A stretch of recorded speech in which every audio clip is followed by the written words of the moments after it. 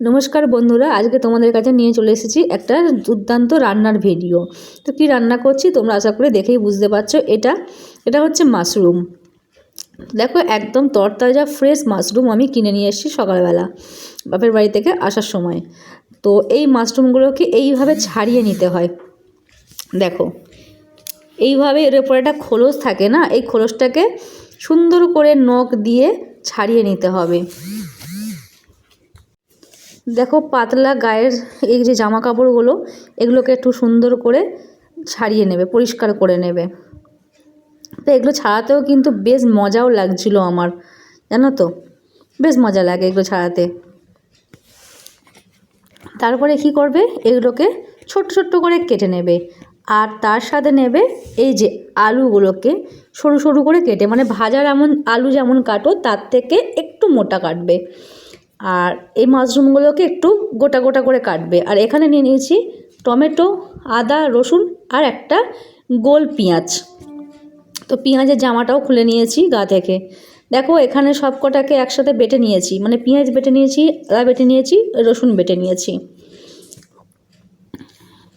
তো সব মশলাগুলোকে আমি বেটে নিয়েছি। কড়াতে তেল দিয়ে দিয়েছি। তেল দিয়ে কি করতে হবে এবারে, যে আলুগুলো কেটে রেখেছিলাম ওই আলুগুলোকে সুন্দর করে ভেজে নিতে হবে। বেশ মানে পুরো ফ্রেঞ্চ ফ্রাইয়ের মতন করে ভেজে নিতে হবে, আলুগুলোকে ভেজে তুলে নিতে হবে নুন হলুদ দিয়ে।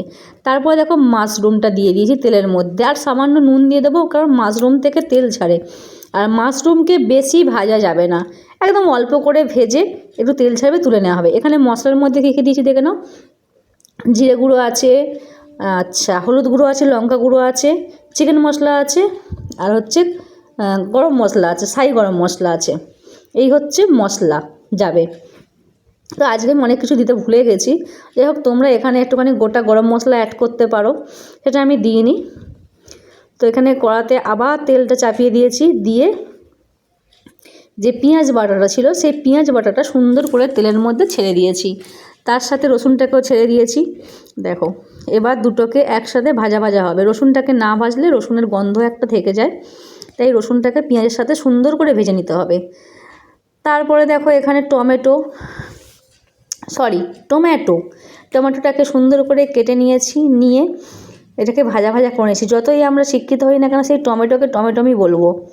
যাই হোক টমেটোটাকে দিয়ে দিয়েছি এখানে। তারপরে আদাটাকে একটু দিয়েছি। আদা দিলে সবসময় না একটুখানি জলও দিয়ে দিতে হয়, নাহলে আদা বেশি ভাজা করতে নেই। আদা বেশি ভাজা করলে তেতো হয়ে যায় তরকারি। এবার দেখো মশলাটা কি সুন্দর, পুরো টমেটোটা এর সাথে পেস্ট হয়ে গেছে। এর মধ্যে এবার যেই মশলাগুলো নিয়েছিলাম সেই মশলাগুলো সব দিয়ে দিলাম। আমার মা বলছিল মাশরুম কী করে করিস, তো তার জন্যই রেসিপিটা বানালাম মাকে দেখানোর জন্যে। আর যদি কোনোদিনও সুযোগ হয় আমি করে খাইয়ে দিয়ে আসবো। দেখো সামান্য একটুখানি চিনি অ্যাড করলাম, সেটা দিতেও পারো না দিতে পারো, আমি সবাইতে একটুখানি চিনি দিই তাই দিলাম। এবারে মাশরুম আর আলু ভাজা যেটা আছে সেটাকে এই মশলার ওপর ছেড়ে দেব, দিয়ে এবার এদেরকে নাড়াচাড়া করতে থাকবো। বেশ কিছুক্ষণ নাড়াচাড়া করে কষিয়ে নেব। এবার মাশরুম তোমরা একটুখানি ভেবেচিন্তে খেতে পারো। আমার অ্যালার্জি বেড়ে গেছে, এটুকু বলতে পারি।